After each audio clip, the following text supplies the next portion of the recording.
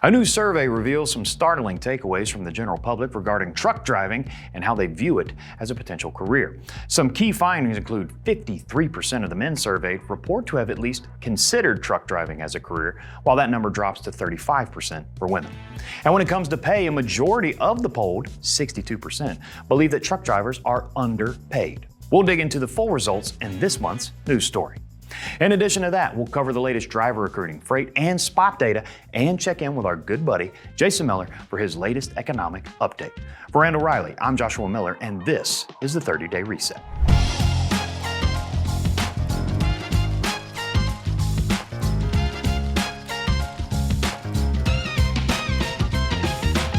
Welcome back to another edition of the 30-Day Reset. We hope your March is off to a great start. And if it's just so-so, well, hey, you're in the right place. Because every month we're back here with all the latest data you need for driver recruiting, freight, and spot markets, the economy, and to look at what's happening in the news. If you haven't already, like, share, subscribe, all that good stuff if you're watching over on YouTube. And don't forget, you can get your copy of everything we go over today, plus even more numbers that I don't have time to fully cover here on the show in the March 30-Day Reset download. You can find that in the description on YouTube or just below the video player if you happen to be watching us over on the Randall Reilly site. It's packed full of all kinds of useful tidbits, so if you've never checked it out, make today the day that you do so. It's completely free, and it's just waiting for you down below. Now, let's stop wasting time and get into the data. First up, it's Trucking by the Numbers, brought to you by Stratus. It appears there are fewer people visiting truck driving job landing pages, but those that did visit are converting at higher rates. When it comes to costs, the lead costs in February were up by 17%, hitting their highest level since February of 2023. Company driver hire costs fell 19% in January after a 12% increase this past December, and owner-operator hire costs followed suit by falling 6% after a slight increase of 2% in December.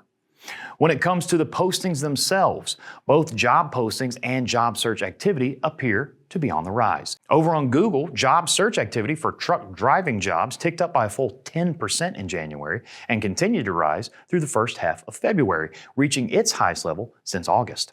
On the posting side, the number of job postings also rose by 10% in January. At the same time, the seekers for those job posts shot up by 22%. We also saw some interesting changes to the posts themselves. For instance, postings offering a guaranteed weekly minimum hit the highest rate we've seen in the past year, increasing from just 1.9% to 7%. There's also been a significant increase to owner-operator postings, and postings for regional routes were posted at levels higher than any time in the past year. On the freight side of things, the total load activity increased to its highest level since May of 2023.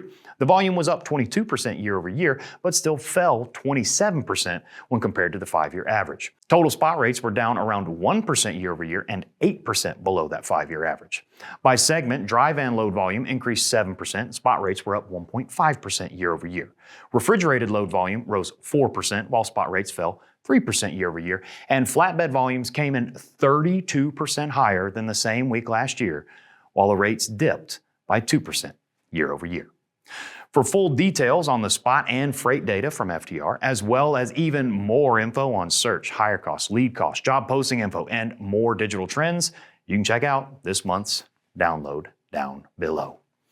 Now, let's dig into some new survey data and this month's news story. A new survey asked participants what they thought about various subjects regarding truck driving, including if they had ever or would ever consider driving for a profession. The results were somewhat surprising. Almost half of the respondents, 46%, said that yes, they would become a truck driver if they could make more than they already do. 32% said the magic number for them would be $100K a year or more, and 44% of respondents said that they had considered driving a truck as a career at some point. Other interesting takeaways include 79% of Americans consider truck driving to be a valuable career choice for the young people entering the workforce. A whopping 85% believe truck drivers are important to the nation's economy, and 62% say they think drivers are paid too little.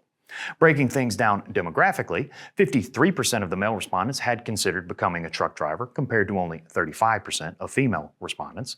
Gen Z, those born between 1997 and 2012, are the most likely age range to have seriously considered driving, with 52% of Gen Z survey takers saying that they had considered driving for a living. That number dipped slightly to 50% for both millennials and Gen Xers. Bringing up the rear for considering truck driving a viable career option are the baby boomers. They are 20% less likely to consider driving than those in the other age ranges. And finally, the biggest obstacle to becoming a professional truck driver for the respondents was home time. 50% cited excessive time away from home to be the biggest downside. This is almost double the 26% who cited health and safety, and far surpasses low pay, job security, and negative views of the profession, each of which only represented 10% or less of the respondents' answers when it came to the biggest drawback or downside they could see for truck driving. For more info, you can again find a breakdown in this month's 30-day reset download. I'll include links to Truckers News, where you can read more about it on the site, and to the original survey itself. Now, let's check in with Jason Miller for his thoughts in this month's economic breakdown. Transition out of February into March and hopefully better weather. I certainly feel that up in Michigan. Wanted to provide the latest market update on where things stand. So kind of just opening up for where demand is. The Trucking 10-Mile Index that I co-author does now firmly show that we appear to be off the bottom in terms of where seasonally adjusted freight volume is at. This index will get revised a little bit this year with some benchmarking. Right now, my best guess is freight volumes are back around 2019 levels. So we've given up essentially all of our post-COVID gains, which has been the deepest freight recession from a volume standpoint that we have experienced without having an economy-wide recession.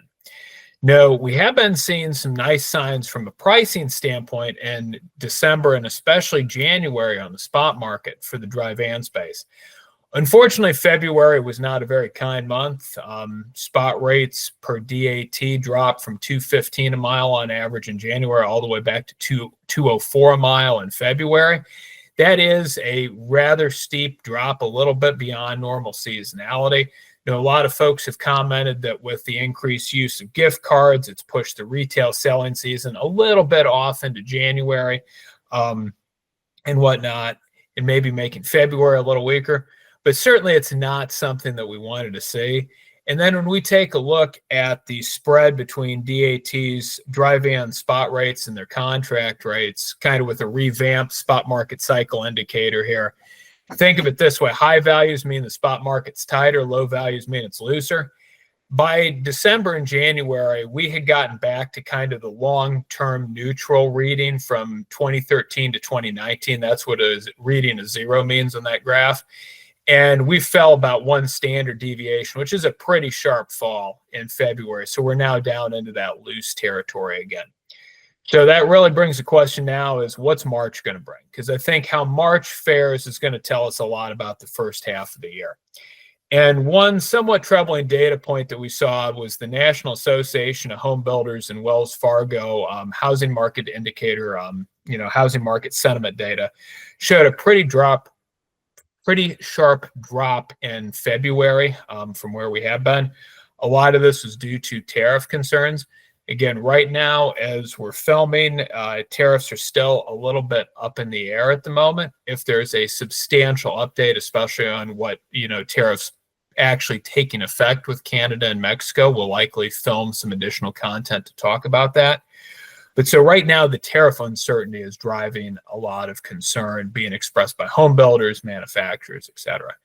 So that wraps up this month. I think we'll get a little bit more clarity as we move into March, as we see where tariff policy actually puts itself.